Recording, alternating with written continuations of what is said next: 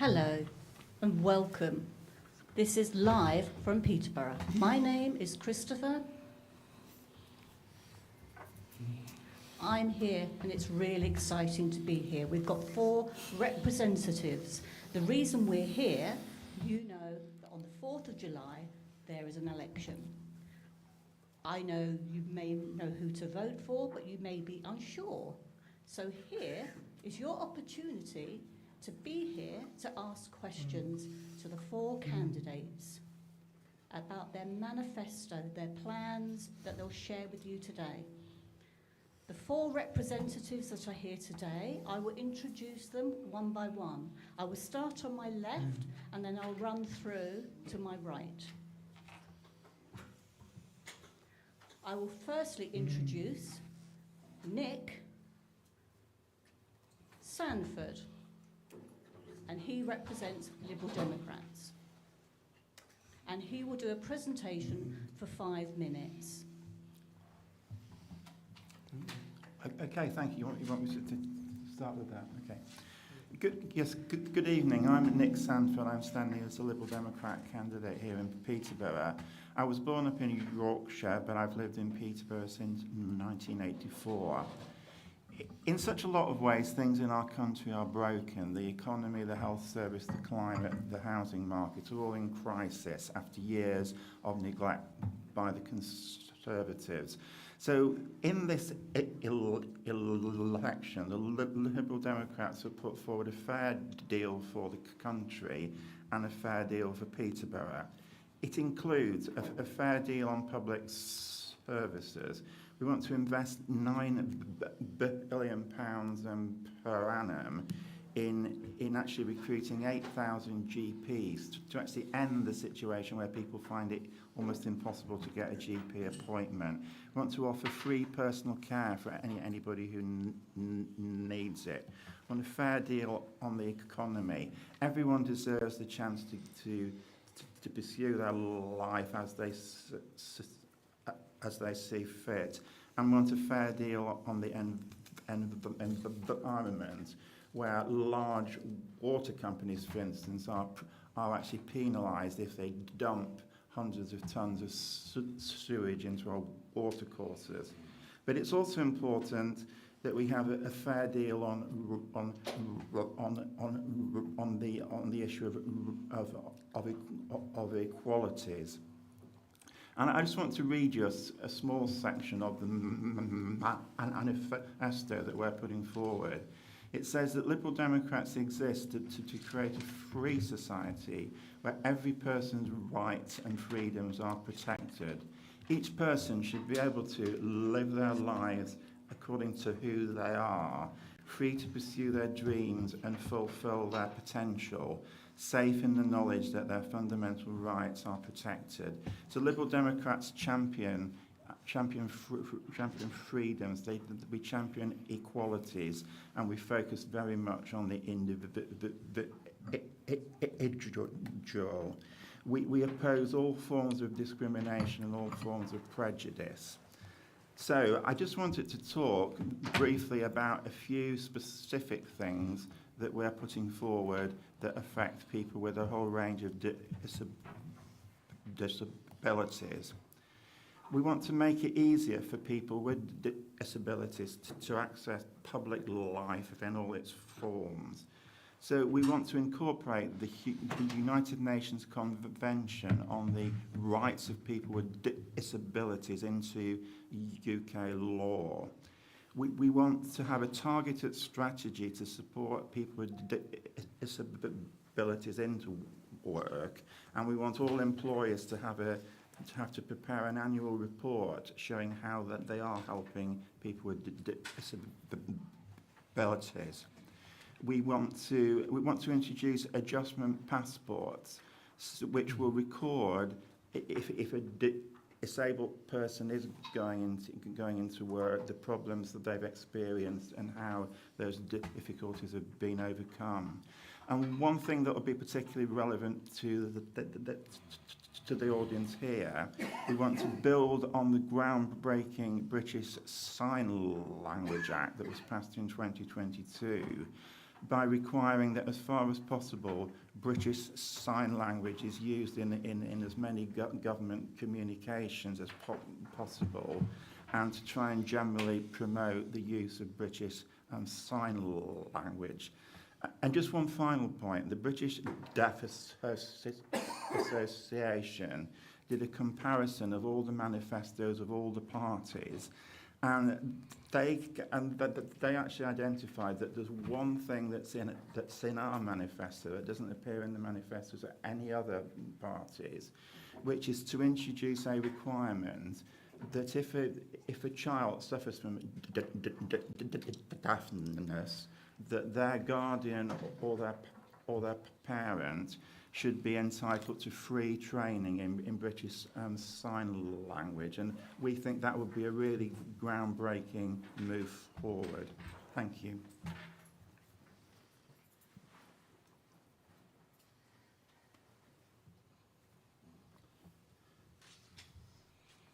Thank you. Thank you very much. That was perfect.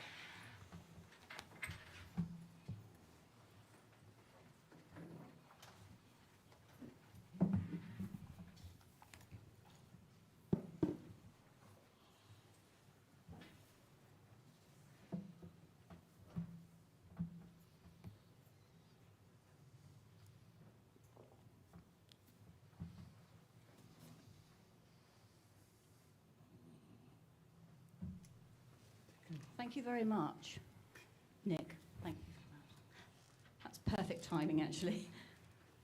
The next person I'd like to introduce is Nicola Day from the Green Party.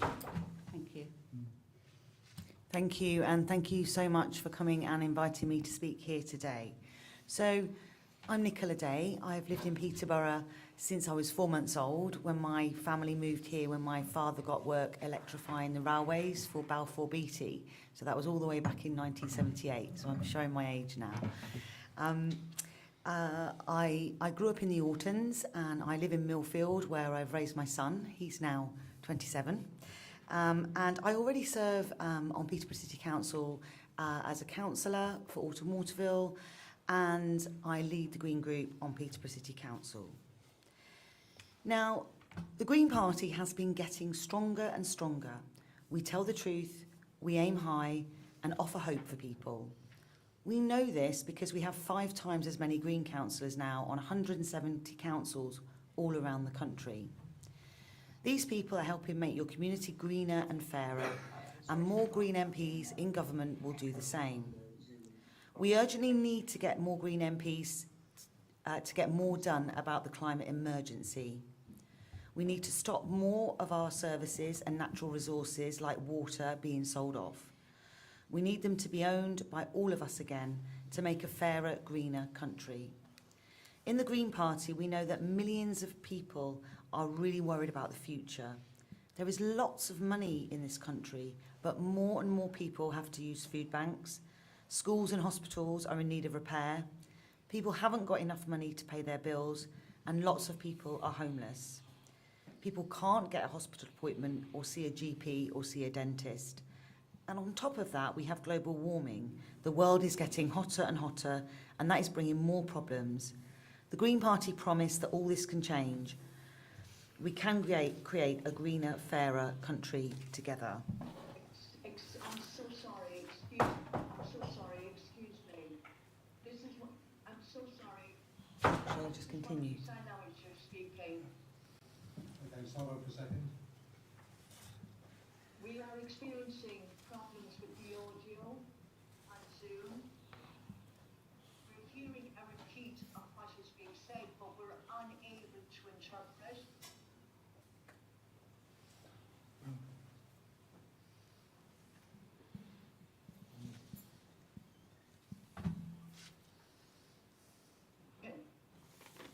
Can I just double check with that?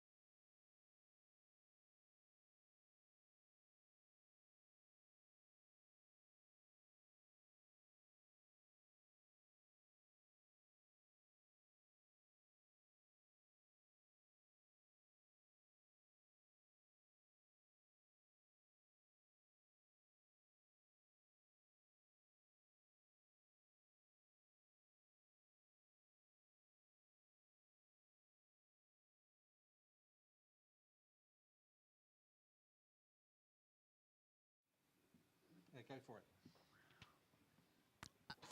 Firstly, I'd just like to apologise. I think there was an echo that we were hearing, but we've found out what the issue is.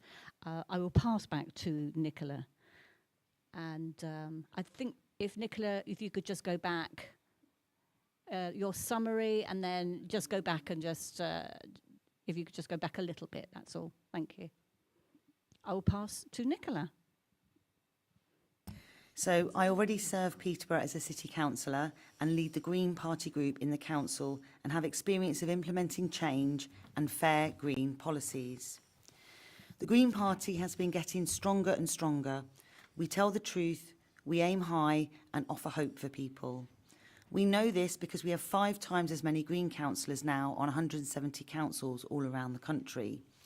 These councillors are helping make your community greener and fairer, and more Green MPs in government will do the same. We urgently need more Green MPs to get more done about the climate emergency. We need to stop more of our services and natural resources like water being sold off, and we need to make them owned by all of us again in public ownership to make a fairer, greener country. In the Green Party, we know that millions of people are really worried about the future. There is lots of money in this country, but more and more people have to use food banks. Schools and hospitals are in need of repair. People haven't got enough money to pay their bills, and lots of people are homeless. People can't get a hospital appointment, see a GP, or see a dentist. On top of that, we have global warming. The world is getting hotter, and that is bringing more problems. The Green Party promised that all this can change. We can create a fairer, greener country together. A country where we are all safer, happier and more fulfilled. The Green Party feel that consecutive Conservative governments have undermined the limited progress made by disabled people to live dignified lives as valued members of society. Benefits have been cut and access to education, work and parliamentary access schemes designed to improve the inclusion of disabled people have been decimated. Greens need to ensure that everybody can lead fulfilling and meaningful lives, can work if they choose and access the help and support they need. Disabled people have as much right to control their day-to-day lives and their long-term futures as non-disabled people, and the Green Party will always fight for everyone's human rights. Elected Greens would restore the value of disability benefits with an immediate uplift of 5%. And end the unfair targeting of carers and disabled people on benefits. We would oppose plans to replace personal independent payments with cash payments with vouchers, and in the long term reform eligibility tests like PIP. The Green Party also pledged to tackle the housing crisis by building 150,000 council homes per year. We would end the right to buy on this stock of housing so they remain in communities forever. And we would introduce a wealth tax on multi-millionaires and billionaires so those earning over 10 million would pay a modest tax which would raise over 70 billion, which we would use to invest in the NHS, which is currently on its knees and needs to be brought up to standard. We would train, recruit and retain and pay NHS staff properly. We would also clean up our rivers and seas. Sewage is being spilt just near here in the River Nene. The Green Party would bring water companies back into public ownership so that the profits are put back into infrastructure to prevent sewage spillages. So we as Greens say for real hope, for real change, vote Green on the 4th of July. Thank you.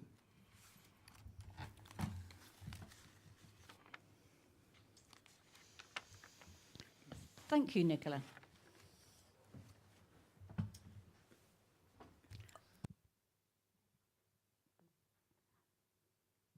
Now I'd like to introduce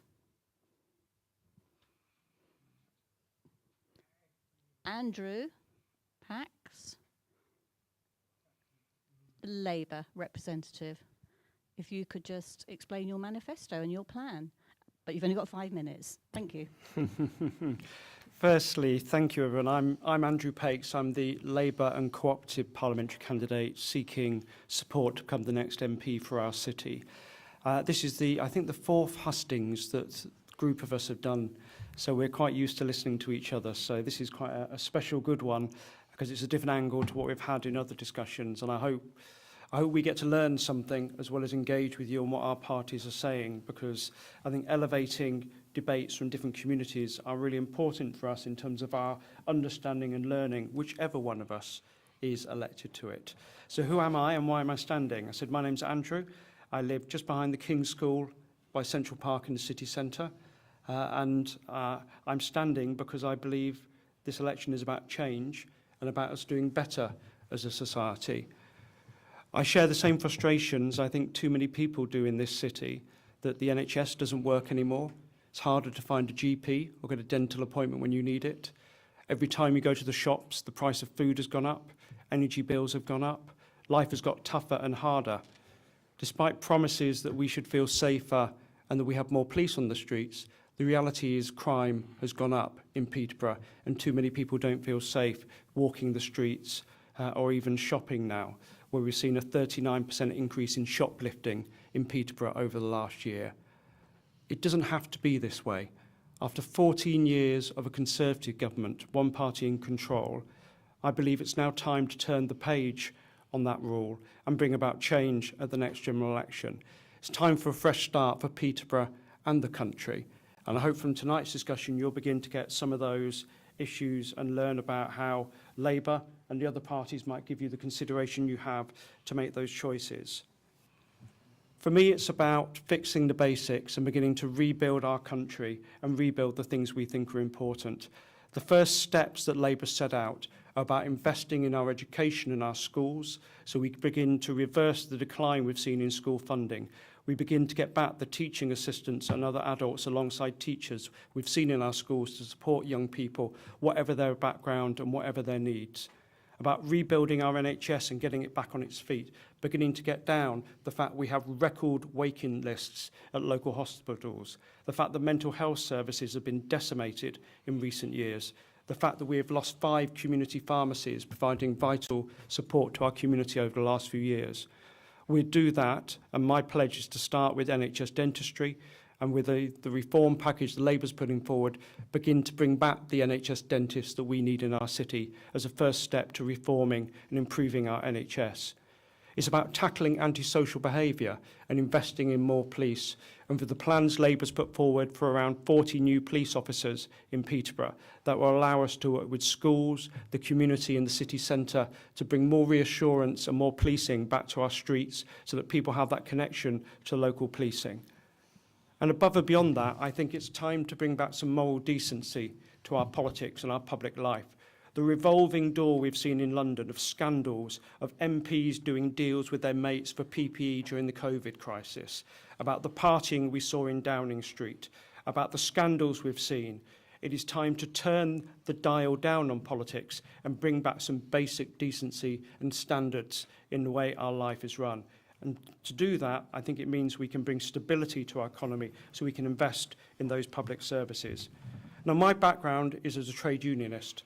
I work in a trade union, helping do the work we do about equality, justice and human rights, day in, day out for working people. One of the biggest challenges I perceive in the work I do in my day job is around supporting people with discrimination and inequality in the workplace, working to ensure employers bring about reasonable adjustments, working to ensure that interview processes are fair and just so that people get a fair crack at the job opportunities in front of them, about ensuring that promotion opportunities are given to people with different backgrounds and with different abilities so that we begin to end the pay gap we see for too many different types of people in workplaces and bring that sense of fairness. And to me, that's the sense of values I hope to bring. This isn't my specialised subject. I won't always get it right, but meeting with Andy and meeting with others, I would seek to be your voice on the national stage in Parliament to ensure a future Labour government may do better at getting some of these things right. So we don't have the debacle we've seen over the green paper on PIP, and we actually involve disabled people and their families in making those decisions. So that when people go to work, they don't fear they're automatically going to lose their benefits if the job doesn't work out. So we have a more human, empathetic service that helps support people if they can work, but doesn't penalise them if it doesn't work out. And together with improving our education and learning, improving our cultural offer so that people can enjoy the leisure and other public spaces we have, I believe we can begin to turn around our city and turn around our country. And that's why I'm asking you to consider voting Labour next Thursday on the 4th of July. Thank you. Thank you. Thank you, Andrew. Now, lastly, Paul Bristow from the Conservative Party. I just need to make sure that I get the symbolism for Conservative right. But please, could you tell us your manifesto and what your plan is? Okay, well, thank you very much indeed for hosting me this evening. And it's good to see so many of you again, because I've been to see you on a number of occasions during my time as a Member of Parliament. I've been your Member of Parliament since 2019. I moved to Peterborough in 1985, where both of my parents were nurses in our local NHS. And I hope I'm not embarrassing him, but and I hope it's appropriate, but Andy's an old school friend of mine, so I've known Andy for a long period of time, and it's good to see him so successful and doing something he's so passionate about. So I've prided myself on being an accessible, approachable, and visible local MP. That's something I'm incredibly proud of, that aspiration, and of my record since 2019. The last two Labour MPs we had for Peterborough, one was sent to prison, another one was sent for anti-racism training. Neither did much for Peterborough. But in my time as our Member of Parliament, I've secured over £125 million for our city.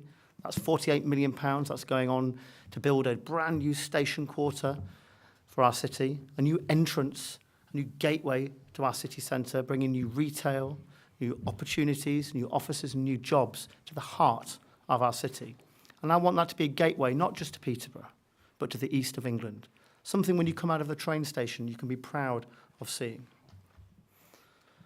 A lot of that money has also been spent on our new university. That university which is educating so many people with PE postcodes. So people from Peterborough don't need to do what I did when I was 18, and that's leave. I want people to stay in Peterborough. I want people to invest in our city, and we want to bring those highly skilled jobs back to our city. Peterborough is a working city, built on technology, manufacturing, industry. We can do that and be that again. But it's those highly skilled jobs we need. And that's why a research hub at that university is incredibly important, making sure that we get those jobs and people have more money in their pocket. It's been spent on a brand new NHS Community Diagnostic Centre, which has been built in our city centre, which should be built in our city centre and will be built in our city centre if I've got my way. Unfortunately, it seems at least one of the Labour candidates in our city wants to move it out of the city centre. I'm determined to keep it right in the heart of our city. I'm also incredibly proud of the £23 million I've secured for our new Towns Fund City Centre regeneration, because Peterborough City Centre has seen better days. But we've got a plan to fix that, a plan that revolves around enforcement, working with the council, working with police, working with retail, and some of the restaurants and hospitality in our city centre. And some of that involves enforcement. It involves making sure that our city centre is safe for people, and we don't tolerate people, quite frankly, doing things they shouldn't be doing in our city centre. I'm sure all of you who grew up in Peterborough will remember some of the great times we had in our city centre, the fountains in Queensgate, our swimming pool that we used to have. That's where I learned to swim. And some of the best memories I have was my father taking me there when I was a child, and then to McDonald's or to Wimpy afterwards. I've got two young girls. I want them to have the same memories. And that's why a major promise of mine is to build a brand new swimming pool in Peterborough. Another promise of mine is to make sure that we build a brand new bus station, or at least get the money for a brand new bus station, so we can begin to be that exciting destination and opportunity. And do you know something? The buses we need in Peterborough, they need to be accessible for everybody. They need to be green buses. I don't see why the money needs to be spent in Cambridge. We have a Labour mayor of Cambridge and Peterborough who seems to prioritise the south of our county and not Peterborough. That's not right. I'm also incredibly proud of the 50 new police officers that I've got on Peterborough's streets. We need more, but that's a good start. 50. The Labour opponent here saying we need another 40. Well, let's have another 50, not another 40. We've already delivered 50. We need more police officers for Peterborough. And finally, I just want to talk a little bit about my record as a Member of Parliament, championing some of the issues that you will care about. Coming to your events has been so incredibly important for me. It's educated me. It's made me aware of issues and things that I didn't know before. And as a result of it, I met you, I listened to your concerns, and do you know something? I even managed to help some of my constituents through our regular engagement. That accessible, approachable style is what I will continue. And when I became a Member of Parliament, I also became the parliamentary champion for the Conservative Disability Group. And I did that, quite frankly, because of some of the meetings I've had with you, with other groups in our city, and you made me realise, made me understand, that this country won't reach its potential. Peterborough won't reach its potential until everyone in our city reaches their potential, whether they have a disability or not. And so for that, I want to thank you. And I want to make this promise to you again, that I will continue to work with you, continue to engage with you, and be that accessible, approachable, and highly visible Member of Parliament. Thank you.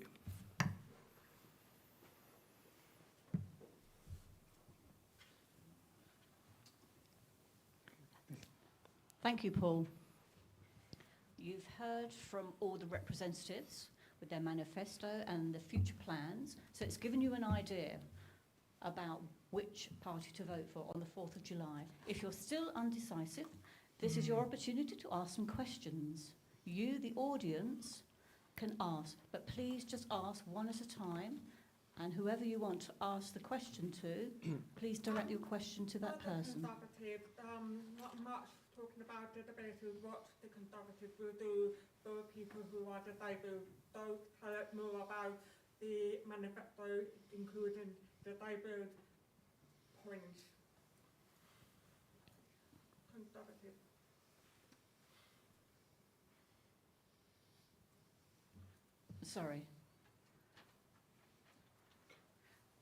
Sorry, could you repeat your question, please?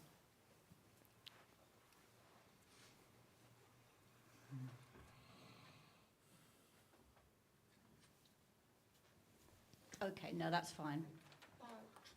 What I'll do is, once you've asked your question, I'll sign it to everybody. So you want to ask for all 4 members? What improvements you're making for disabled people? What Conservative specific support improvements you're making for disabled people? That is the question, please, for yourself, Paul. As I said at the start of this debate, I think it's really my opening statement. I think it's incredibly important that people with disabilities, people and everyone in our city is able to reach their potential, because our city won't reach their potential unless everybody reaches their potential. And that's why I campaigned, first and foremost, to make Peterborough an autism-friendly city. I want to make it a disabled-friendly city. I think it's absolutely reprehensible that Peterborough does not have disabled access toilets in our city centre in the way that it should. We need many more accessible toilets in our city centre. We desperately need accessible transport from our station into Queensgate. As it stands at the moment, people need to go through the underpass and all the way round to get to Queensgate. And those steps at Queensgate, you can't get up those steps in Queensgate if you're a wheelchair user. This is wrong. And we have the leader of the council here listening to this debate, and I'm sure he's got a plan to deal with it. And that's a sort of joint working, even though he's a Labour councillor, a Labour council lead, and I'm a Conservative MP. So sort of joined up politics we need in our city to make sure that it is accessible for disabled people. And that £48 million station quarter, that £48 million we got for our city, will enable us to deliver some of those improvements. I went out with wheelchair users in Peterborough city centre, and they showed me how difficult it was to get around Peterborough if you're a wheelchair user. That is unacceptable. They showed me the fact that there weren't enough toilets, disabled-friendly toilets in our city, And they showed me that to get around Queensgate and to get to various different points in our city, quite frankly, it was an ordeal. And not only is that unfair, not only is that unacceptable, it's also missing a great opportunity. Because these wheelchair users and those with disabilities have money they want to spend in our shops. They've got money they want to spend in our restaurants and in our hospitality. And that's a huge opportunity for local businesses in our city centre. So not only is it unfair and wrong, it's also boneheaded, quite frankly. So that's the sort of things I would want to see as your local Conservative Member of Parliament in Peterborough. Sorry, I do need to interrupt. Is there anything Nicole wanted to add or anybody else wanted to add? I'm going to ask each candidate to answer the question. Yeah, no, I just wanted to. So I outlined a few things that are in our Green Party manifesto and what elected Greens will do. As I said, we would restore the value of disability benefits with an immediate uplift of 5%. We would end the unfair targeting of carers and disabled people on benefits. We would oppose plans to replace personal independent payment, cash payments with vouchers in the long term, and we would reform the intrusive eligibility tests like PIP. Now, I teach at many schools across the city. I teach a couple of days a week at one school, and I teach at lots of other schools. And about 2 weeks ago, I was teaching a girl who had autism, and she was having a PIP assessment. And she did say that she doesn't have a boundary, and she talked to me the whole lesson about her PIP assessment and what she went through. And she was telling me all these needs that she has in terms of autism, and that the PIP assessor didn't actually allow her, she wasn't eligible. And yet she clearly, had, she couldn't cook for herself. She goes out in the street and she sometimes gets lost. She couldn't just find the local shops and things like that. And actually she wasn't eligible. So I have seen, those things happening. We would also make it mandatory for councils to provide free transport for 16 to 18-year-olds, particularly for pupils as well with special educational needs and disabilities. And we would ensure that disabled workers have the in-job support they need, as well as proper pay and conditions. We would champion the right to inclusive welfare support and housing under the principles of universal design. Now, I sit on the local plan, and a percentage of housing, this is with the City Council, has to have that universal design so that there is accessible housing. Thank you. Thank you for that, Nicole. I forgot to mention, we do need to keep the answers as brief as possible so that each candidate has equal opportunity to answer. So, Nick, if you wouldn't mind responding, if you can keep the response to a brief few minutes. Okay, I think my microphone's on, is it now? Yeah, Yes, good. yes. Okay, thank you. I'd just like to say that the reason in my contribution that I read out the paragraph at the beginning of the equalities section of our manifesto was that I don't think you should be compartmentalising people and saying that's a disabled person, that's an ordinary person, because I think we as Liberal Democrats want to see people as individuals who have particular characteristics that may need some degree of support. Now, you probably noticed when I was talking that I myself have a speech problem. Perhaps it's a difficult problem to be a politician and have that. So I have to find ways of actually overcoming that. But one of the things I actually wanted to talk about was that one of the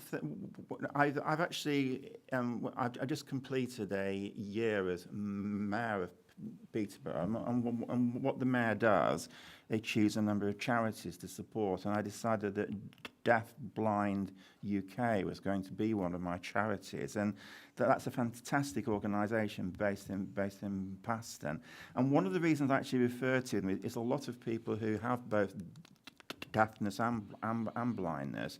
They need to be supported by carers. And one of the things you may have seen our party leader, Ed Davey, did a really emotional party political broadcast when he talked about the fact that he himself actually cares for a young son, and previously he had to care for his parents. So we've put health at the centre of our manifesto. We've also put care And we've basically said, as I mentioned, we want to invest £9 billion into health and social care. And specifically, we want to support both people that work as professional carers, so we would increase the minimum wage for carers by £2 to actually give an incentive for more people to come into personal care. We also recognise that a lot of people who are carers operate in a family context, so we would do more to support family carers. Thank you, Nick. Thank you for that. I do apologise for having to interrupt. Sorry, yeah. Andrew, if we can hand over to you, just to give a brief reply to the question asked. Are we okay? Yeah. That was a warning for me to behave in my answer. Oh, see the power in that microphone. Is that better? Look, this election's about two things. Yes, it's about the problems and descriptions that Paul talked about, but it's also a referendum on what's happened these last 14 years. It's okay to say we should have more accessible toilets and public toilets in the city centre, to say we should have a new swimming pool and swimming facilities, that we should have a new bus. But one party's been in charge of this city, in charge of this country for 14 years. And it's not good enough in politics just to pretend you haven't had a record for it. Have people's lives got easier in these last 14 years? Has support from government got better for disabled people in these last 14 years? Why was it the council shut the hydrotherapy pool and then bulldozed it without a plan for a new one? You've got to own your record on some of these things and take into account. So the kind of things that we're talking about, and I think all of us, whoever wins, would be an accessible, visible MP. And I think we've all talked, all of us would commit to work with you and be with you. But in specific issues, we've said we would stop the PIP consultation on day one of a Labour government and start again in terms of looking how you can create a system that better supports disabled people to access the services and work that people need, rather than imposing it on people. We'd said we'd reform a national jobs and careers service so that the hated Job Centre Plus and the 15-minute tick box exercises can have career services and other advice put in it. So for those people who want to work and are able to work, we have a system in place that actually supports individuals into work rather than penalises people about how work goes on or out. Again, we had put reasonable adjustments in place, reforming statutory sick pay and improving employment rights so people have greater rights. And just like what Nick was talking about, the policy of introducing mandatory disability pay gap reporting for the largest firms. So we have accountability and data about what's happening to people in the workplace and can see and name the inequality people have. And I'm really taken actually by the stuff Nicola's talking about, that Labour's talking about, which is not just the huge need to get affordable and social housing built, but to get more social housing and council housing built so that it is accessible housing for people. But also we know that for many disabled people, they tend to be often are in lower paid jobs because of the inequality in the workplaces. So there can often be a double burden about housing needs and housing costs. So actually having more accessible housing, but more social housing that people can afford, and stop this horrible phrase that government uses about affordable housing, which isn't affordable to just about any of us. So if we want to tackle all those things, we need to begin to reverse some of the problems of the last 14 years, as well as work with you about what the future might look like. I'm going to interrupt you there. Thank you, Andrew. Thank you so much. Just to be fair, I'm going to ask a person to ask a question for all four candidates and to answer as brief as you possibly can.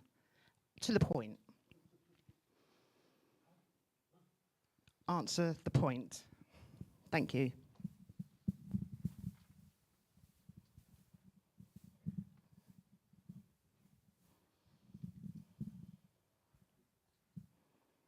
We're just trying to figure out how to best utilise interpreters and the best question positions.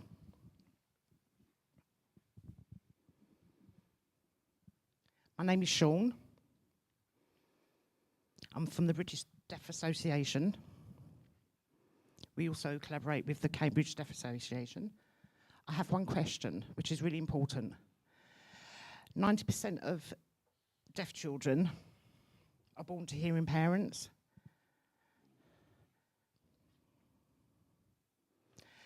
the parents are offered sound amplification as opposed to the visual sign language, which is quite rare.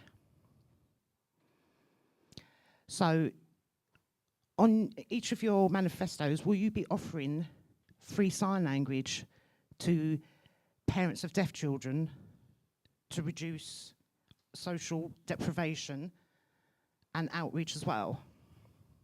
Thank you.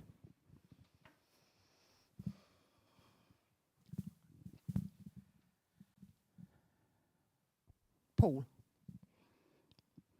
if you could press your microphone. Okay. Thank you. Is that working?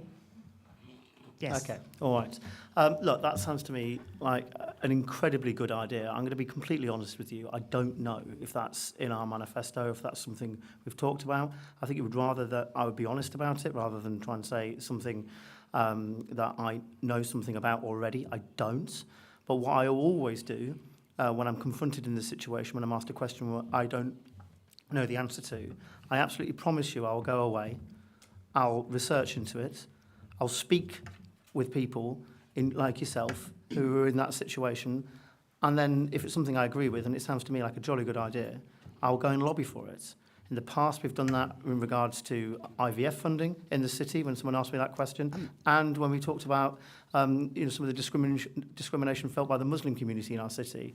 I went ahead and then campaigned for IVF funding and got that, went ahead and became the chair of the all-party parliamentary group on British Muslims. So on something like this, I'll have that conversation with you, go away, and hopefully lobby for it.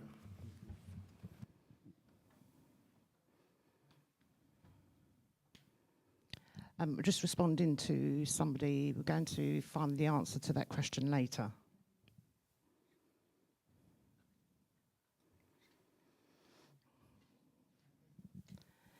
Thank you. Andrew, please. Are we back on? Look, I'm going to take exactly the same approach as Paul, which is that's the first time I've heard that articulated in that way. And I think Nick mentioned it in his manifesto, to give credit to Nick for mentioning it. I don't know the answer. I will go and work as Paul did and do it, and I would lobby for it. It might be in my manifesto, and I'll come back to you in terms of that. But I think this is the kind of dialogue we need, because actually too often disabled people are not in the room where political parties, including my own, make some of those policy decisions. So unless you're in the room, how do you have the ability to influence policy in the right way? So I would certainly like to work with the BDA and people here. You know, I've got a different lived experience, as we all have in this room, but about 5 or 6 years ago, I suffered some serious hearing loss. And these things here have transformed my life, not to the level that some people in this room have done. And I've already said to Andy and others, this is one of the issues I would love to champion, because I know in my small part how my life has changed over the last decade. It's really important to me to understand how you do that and how you put yourself in other people's shoes. But the honest answer is, like with Paul, I don't know. But I'm a terrier if you give me a chance, and I will growl my way through the Labour manifesto to find you an answer. Thank you, Andrew. Nicole. Yeah, just to say it's Nicola. Sorry. That's Nicole. all right. I've actually got our manifesto and lots of notes. And I've had a look through it, and we have a section, and that isn't actually in our manifesto, but the Greens would definitely pledge to look after the most vulnerable people in society the most. So we would be very interested in taking on those ideas as well. It isn't currently in our manifesto, but I'm certain if that was put forward. We have a Green Party disability group. Our members make our policy, and I'm pretty sure if something like that was put forward as a Green, I can say that that would go forward as Green Party policy. Thank you. Thank you, Nicole. And last but not least, Nick. Is it on now? Yeah. Okay. Yes.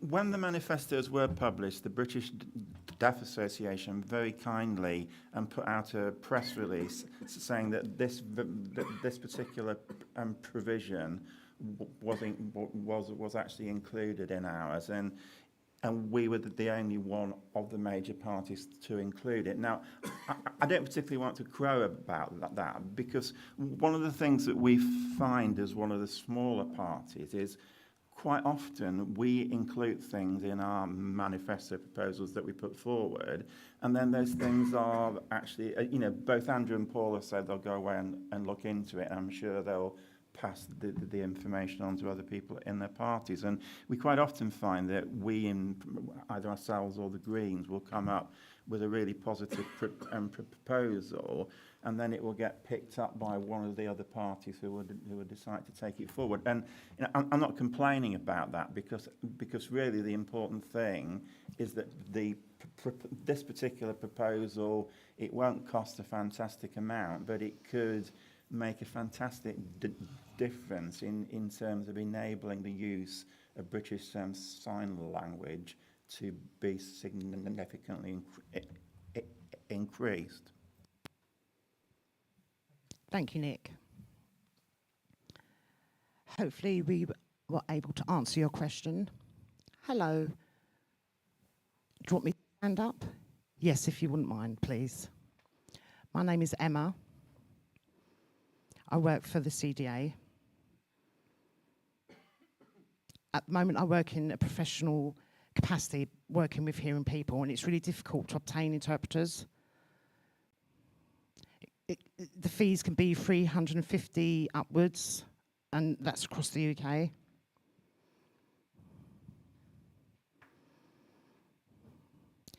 Trying to get an interpreter is quite difficult.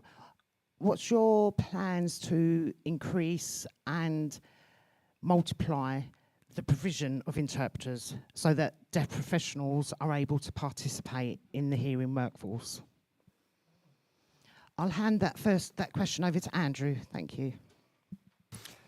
Is it possible perhaps to ask a question back to you about to help us understand who accredits the training, where the training comes from? It'd be really useful for me, I don't know about others on the panel, to understand a bit more about, is it done by the college, who sets the fees, what's the awarding body or crediting body? I'd love to know a bit more about that, and that would help my learning, but also perhaps the answers we give. That's a great question. It starts at level 1 and all the way up to level 6. These are accredited through Signature. Each course is quite expensive. The higher the level, to become a trainee interpreter, it's degree level, and that is quite expensive, and we don't get any funding for that. There's no funding provision. Most of the interpreters have to self-fund. So,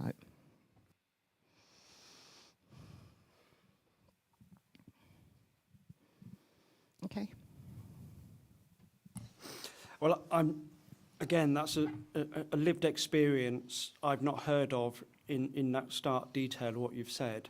I suppose the answer I will give to you is that one of my big passions, and I think one of the big challenges we face as a city and society, is the undervaluing we've placed on adult skills and adult education. I think the funding challenges and cuts that colleges have seen, that learning have seen, have been, I think, one of the most short-sighted cuts we've seen in austerity over the last decade. 2/3 of our 2034 workforce are already in work. And actually the ability to communicate, the ability to train, the ability to learn is a fundamental, I see it as a human right, the ability to communicate, but also the ability to access into work. So Labour's plans about reinvesting and rebooting the apprenticeship levy into a skills and growth fund, working with people like the Mayor we have in Cambridgeshire about boot camps, being able to identify acute shortage needs and devolving that funding to local areas. Am I assuming right this is a particular national issue we're talking about as well as a local Peterborough issue as well?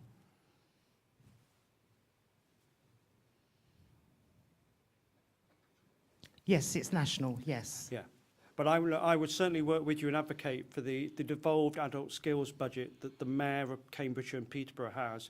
These are the things we should be going to put in bids for the boot camp funding, the other skills shortage funding, because actually we could excel as a city.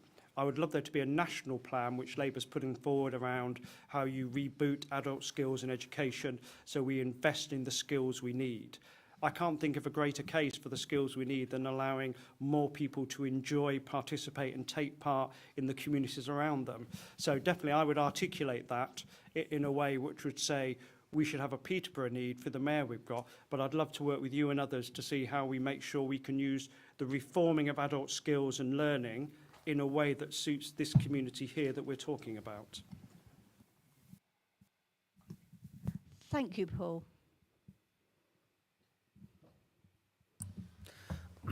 Well, thank you very much for the question. One of the things I'm most proud of as a Member of Parliament and the work that I've done as a Member of Parliament is with the number of people that I help on a very regular basis. And be that people, you know, who come to me who need help with their PIP, or be that someone, I've got a hard-working team who must have helped hundreds of people in those circumstances. And one of the things I remember when I met with you guys was you were telling me about the lack of sign languages and interpreters within the GP settings. You know, quite often at our kind of local GP levels, there's not they're not there basically to help. And one of the things that we desperately need is that ability to access our public services. And if you're unable to access public services due to a lack of interpreters, that's a really serious issue. And I think I wrote to several GP practices about that and got a range of different responses, some very helpful and some unhelpful. But look, that's the sort of work an MP should be doing, should be championing these kind of issues. And they only get that sort of access, you only get that sort of MP, you only get that sort of work if you're an accessible, approachable MP who's willing to work with organisations like the CDA. And again, I thank you for your work. And if I do become your Member of Parliament again, I get to serve another 4.5 years or 5 years, I will absolutely dedicate myself to working in the same way with you that I have in the past.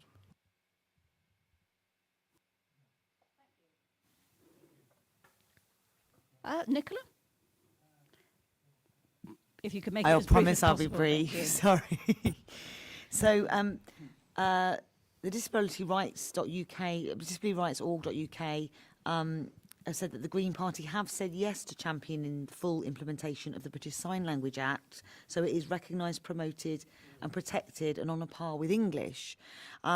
However, I don't actually think that addresses the issue that you're raising. It's actually that, you know, this is not, but I think because it's not as recognised and developed, therefore it's not as much on a par with it. So that's maybe why it's very expensive to get interpreters. So I do feel if it's recognised as English.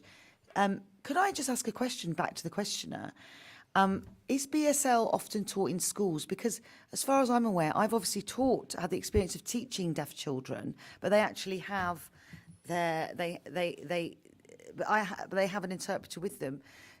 But I have never known in secondary schools for BSL to be taught. Are you aware that it's actually taught in schools? That's a question back to the questioner.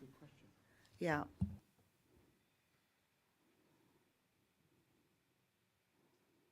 Secondary school, primary school and secondary school do have communication support.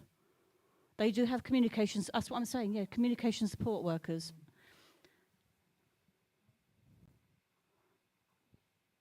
That's what they have in schools, communication support workers. It's different from an interpreter. An interpreter needs to get a degree level. It's a higher level of interpreting.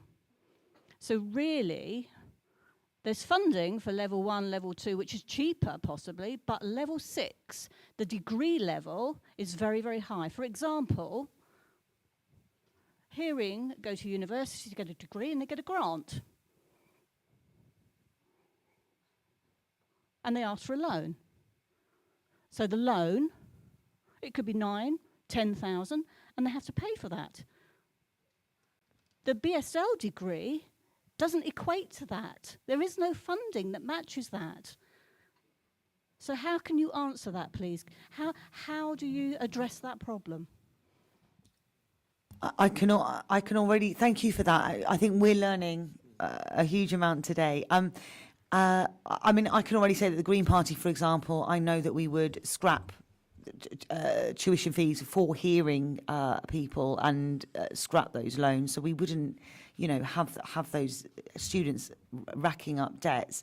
But clearly, it's an issue that if BSL BSL sign language interpreters can't get that degree level, then we aren't getting, we aren't meeting the supply and demand. So it's obviously an issue that needs addressing. And I have to say, I don't have all the answers, but clearly I think there does need to be recognition probably in the school environment, so that actually people are more used to it. It becomes it becomes part of our society, and they're more used to us when, and it just becomes something that's, more recognised.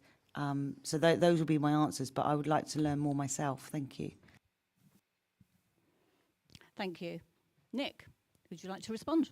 Yes, thank you. I'll just make a few brief points. I think to reiterate the point that Paul made and other people have made, part of one of the benefits of us being here is not just to put over what we want, but to actually hear what the problems that you're experiencing, and to try and learn from that. There's a couple of points in our manifesto which I think are of relevance to this. We mentioned the British Sign Language Act that was passed in 2022. Liberal Democrats were involved in campaigning for that, and for the first time it gave legal recognition to British Sign Language. And one of the commitments we've made in the manifesto is that we will work with people to try and look for ways that we can take that legislation forward.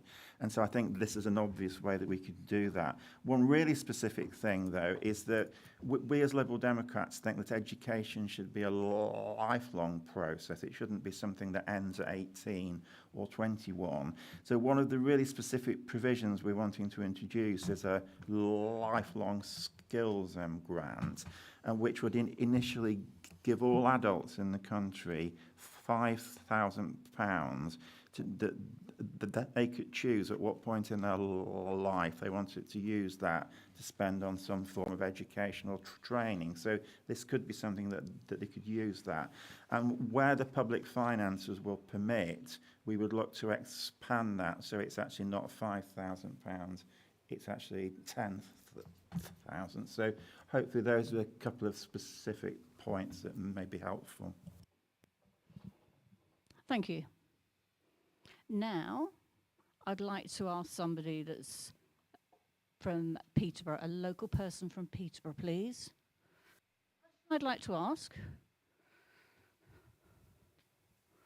I'm from Peterborough. This is my community. I want to ask all parties, Peterborough's changing, isn't it? What is your plans, please, for PIP? P-I-P.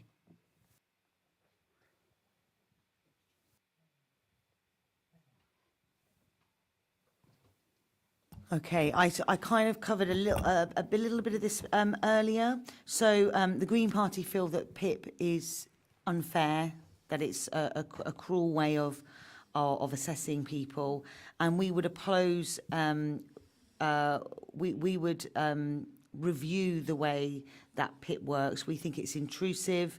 It's not a fair eligibility test. So we would, in the long term, reform that eligibility test and change it. We would make it fairer and ensure that people had easier access to being able to get independence payments. One thing that sort of in the longer term we would also do is the Green Party would look to introducing a universal basic income. This would be an income that everybody would receive, no matter who you are, and it would be a basic income that would cover the basic costs of living, so your food and your fuel, and it would mean that people could train, they could study, they could start a business, they could be a carer, or they could work on top of the universal basic income. So that's a policy that we feel will help many people in society. Thank you. Thank you. Andrew. Well, I know this is a really deeply worrying issue, and I think even before the latest consultation, the work the government talked about with its green paper, there were issues around assessments, how things are handled, whether information changes, and the bureaucracy through it all.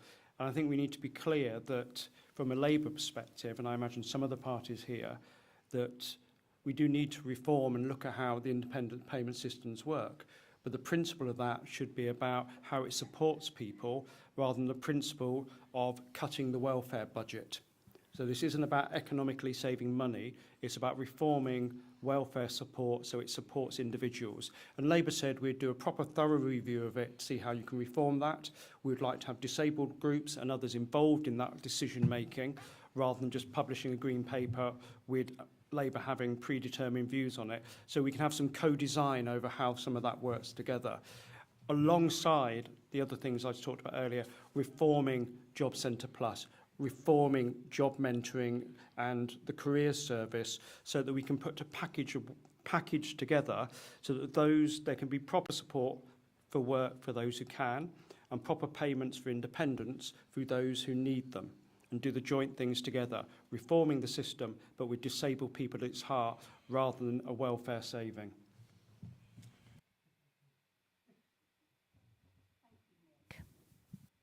Yes, I think one of the things I like to do is if I'm not sure of the answer to a question, I would actually like to say that rather than just trying to waffle around it. I don't actually know if we have a specific proposal for this, and I think there's been some really good points made by both Nicola and sort of Andrew, and I don't really have anything to add to them.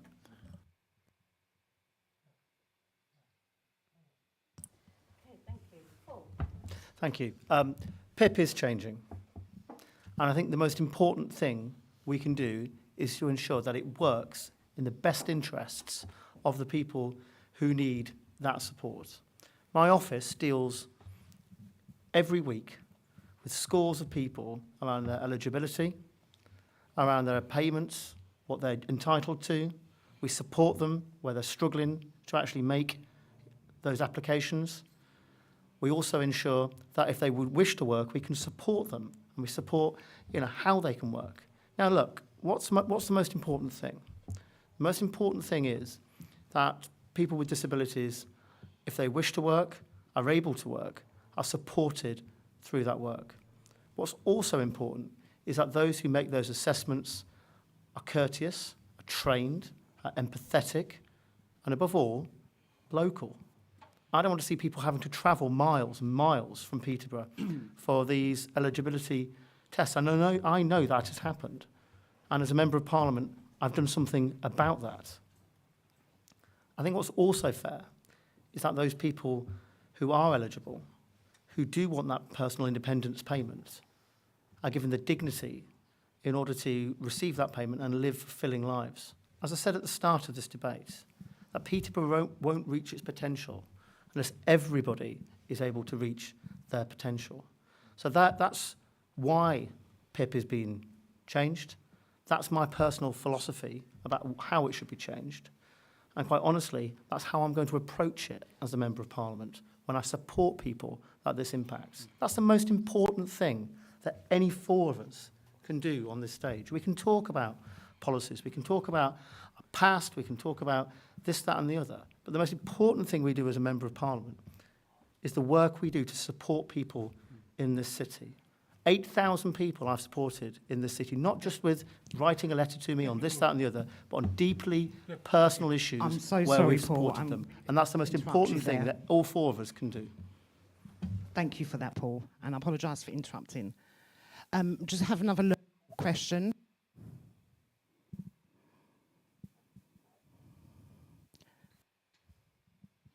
If you could just stand up. I know each candidate is given a different manifesto.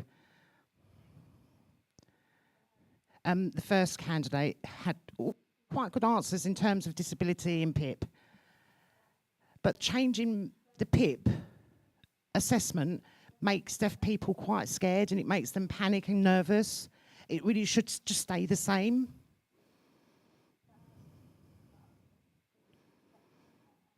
For people that are in wheelchairs and have different types of disabilities, that's fine. But for deaf people, we stay the same. You need to have empathy. Well, I know it's difficult to have empathy, but you need to understand how it feels for a deaf person to live in panic. Plus the assessment. always ask me questions about my deafness in terms of the future, as though my deafness is going to improve at some point in the future. I'm always going to be deaf. We're always going to be deaf. Sometimes there's no interpretive vision.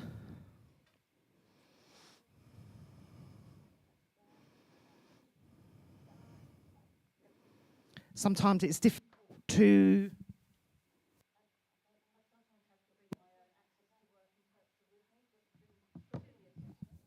But then you've got things like a problem with Wi-Fi. You've got a problem today, didn't we? Of Wi-Fi, of disconnecting. It's exactly what we've had today.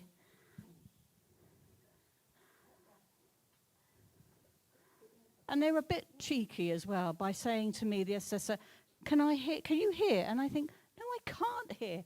And that makes me feel very, very, very, very unsecure, actually. I just want your views, please. But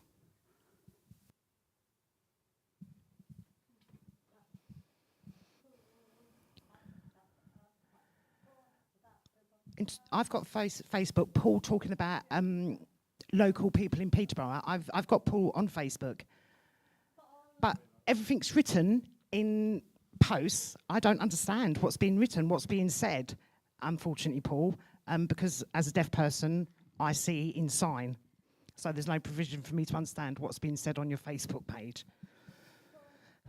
But Paul, I've seen you for many, many years, but there's no subtitles on any of the videos that you've posted, which is unfortunate.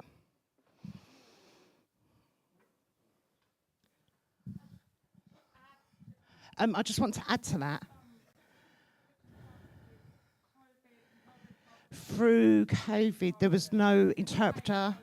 We were fouled quite a lot with no interpreters, no subtitles, all through the announcements. Okay, sorry, I just have to interrupt there. Can I respond? So Paul just wants to respond.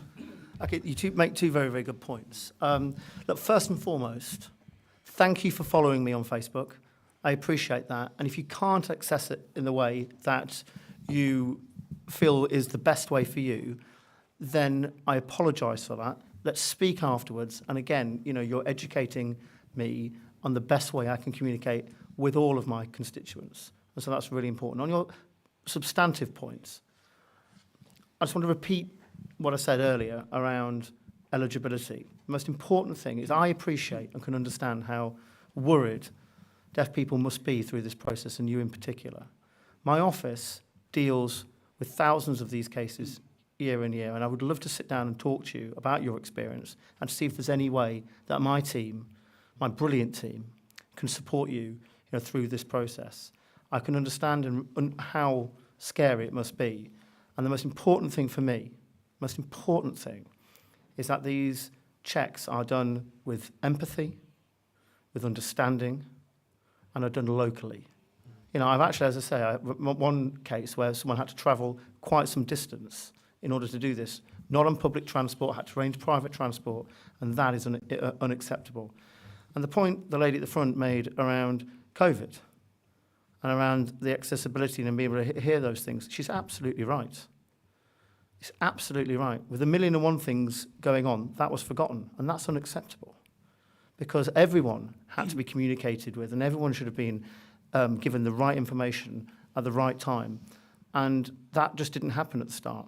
But I can assure you that as the parliamentary champion for the Conservative Disability Group, I was one of those MPs that wrote to the Prime Minister, that wrote to the Secretary of State for Health, that wrote to those responsible for those messages, and ensured that ultimately got changed. But look, that was no comfort to those who missed out on those early messages. That wasn't acceptable. And for that, even though it obviously wasn't my decision, I will take responsibility and apologise, because that was unacceptable. Thank you, Paul. I'm just going to have to interrupt you there. Thank you. We're on a time limit, so we're just going to pass over to Nick. Thank you, Paul. Nick. Yes, thank you. I apologise for not being able to answer the earlier question, but all of the manifestos of parties run to quite a large number of pages. And we do have one particular commitment on this particular issue, and that we would reform the personal independence payment assessment to make the process more transparent and to try and prevent unnecessary reassessments, and also end the use of informal assessments. But I think the thing I would add to that is that one of the things that Liberal Democrats are really keen on, and I tried to emphasise it earlier, is that we should treat people as individuals and look at their individual needs and not try and fit people into a particular process. I think that's an important point. Thank you, Nick. Nicola. So our manifesto, we do want to reform PRIP, and in the way, the words that we use is we want to call for an end to the unfair targeting of both carers and disabled people on benefits, and we would challenge the punitive approach to welfare claimants. So the punitive is kind of the punishing approach. We use those words. So the things that you've said about them asking if you can hear or if your deafness will get any better, that's the type of approach that we as a party, the Green Party, will want to challenge in terms of the PIP assessments. As I've mentioned, we want to stop them being so intrusive and asking you some of those questions. And we will oppose at least some of the government's proposals, because the government is looking at reforming PIP, but we would oppose them because what the government are proposing is to plan to replace cash payments with vouchers, and we would absolutely oppose that. So what we're trying to do is put in a system that is fairer and better for, okay? Thank you, Nicola. Andrew. I really get where Nick's coming from, and I think almost entirely agree with the individual approach. But I also think some of these things are about collective approaches, because often we know that systems, inequality, discrimination happens to groups of people as well as individuals. And I sometimes think if we just talk about individual experiences, then it negates and doesn't look at the trends, how we know discrimination happens to disabled people at large, or the gender pay gap happens to women at large rather than just an individual person as well. So I think we need to ensure we have human-based systems. So we need the empathy, and I think all of us here would seek to ensure local assessments, local involvement, some sense of empathy in terms of the questions and how things are asked. But also collectively, you have to design the system differently. And I agree with Nicola about the punitive way the system's been designed and how often it can feel like it's encouraging anxiety, or it's there to get an outcome which isn't based on the needs you might have as an individual, but actually a target set by government. So actually we need to do both. Reform PIP in a way that it supports and involves disabled people in its design, as well as ensuring its delivery is done at a human level and is supportive and not intrusive to people. Thank you, Andrew. Now I've got 2 more questions, so we're going to try and stick to time. Sean? Hello again. It's really linked to what the previous questions are. Deaf people are really tired of, in quotation marks, being consulted, and they want to use their experience to lead policy development and services that are for deaf people. How will your party support deaf leadership on BSL and deaf issues around the UK and the deaf community?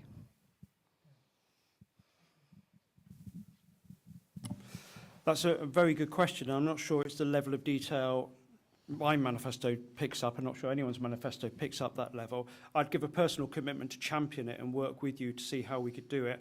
I'd love, if I'm given the privilege to serve, to see how I could make my Facebook and others, because actually it's not just Paul, I don't think my Facebook is accessible based on what we've said as well, to work with you as a local leadership to hold me to account as the next Member of Parliament for this city, to see how I get better and how the team I would build to support casework, how we get it right from the beginning by involving people in how I would run my office and seek to represent there. I think that could be a very practical thing I could do. I would love if there's all party groups, or if you can advise me on how I could play my role and on a national stage to be involved in those levels for it. Holding me to account and making me be a voice and champion on this stuff is a very practical level, because I can do that within my party and maybe the next government, but also within public life and parliamentary life as well. Thank you, Andrew. Nicola. Thank you. I'll be brief. So our manifesto says that our MPs would campaign for measures to make Parliament more representative, particularly of women, people of colour and disabled people. We could include things like job sharing for MPs. It's never done, but we certainly share our co-leaders. We have 2 leaders of our party that share the job. And we would look at a permanent access to elected office fund to help with the extra disability-related costs of standing for election if you're disabled.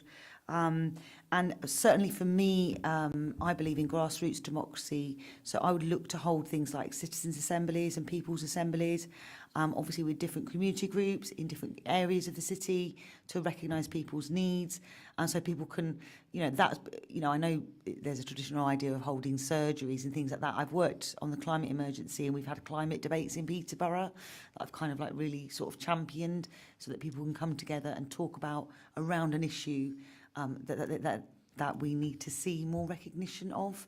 So those are some of the measures I would put in place. Thank you. Thank you, Nicola. Nick, thank you.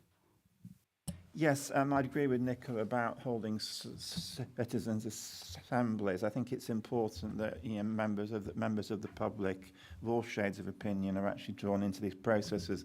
The point that the gentleman made, I was actually reflecting on my 25 years I spent as a local councillor, and I must have at Peterborough City Council come across quite a number of so-called consultations where people put their opinions forward and not a great deal happened as a result of it. So I do think consultation needs to be genuine consultation.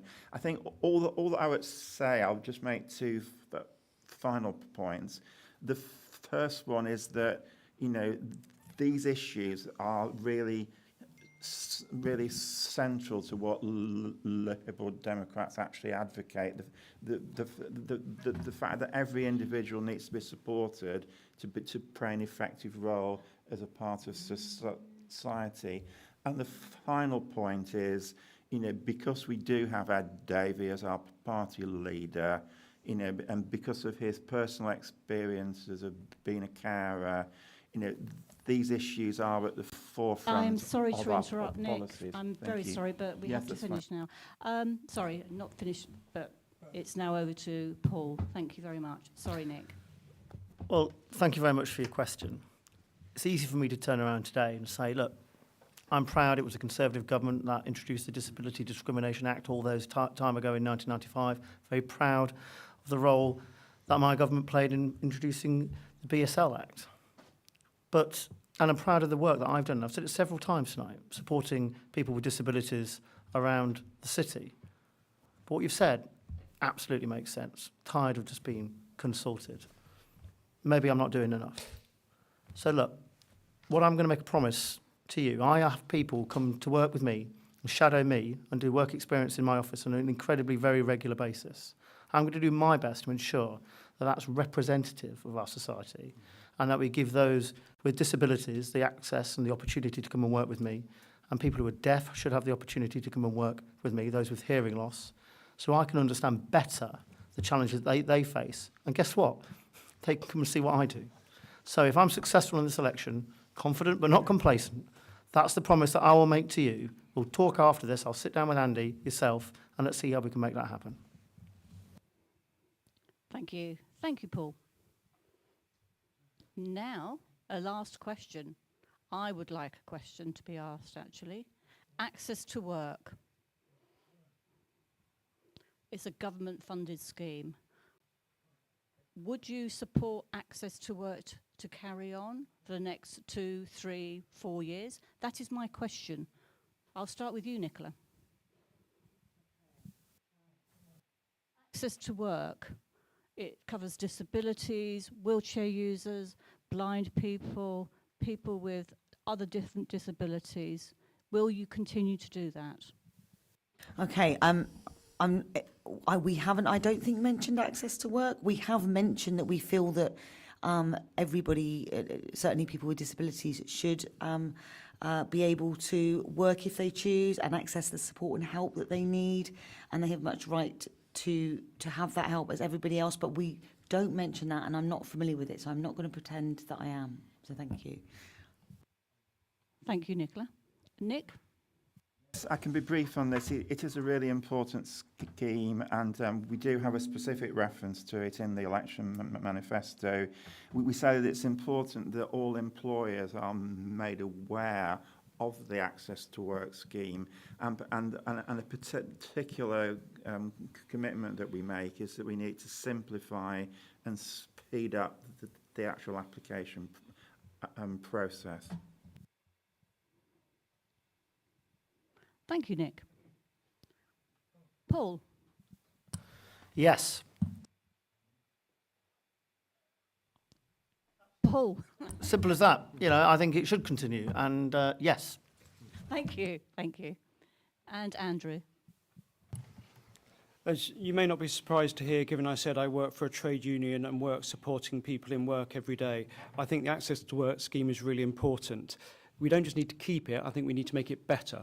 And that's why I think that whole package of things around access to work, around reasonable adjustments, about fair pay at work, about career progression, about understanding how promotions happen and job interviews happen. There's a whole package of things there. There's a foundation which a new government would inherit. Have we done enough? I don't think we have. And that's why I think it's really important to me. Thank you, Andrew. Wow. Unfortunately, time has run out. I want to say a big thank you to CDA, Cambridge Deaf Association, and BDA, the British Association for the Deaf, who have partnershiped this day. So a big thank you to them, and also a thank you to all the representatives, Nick, Nicola, Paul, and Andrew. And I just want to add, the audience as well, a big thank you, and it's been amazing. We've had 1,000 viewers today, so thank you to those viewers. So please decide to vote on the 4th of July. Thank you. Goodbye.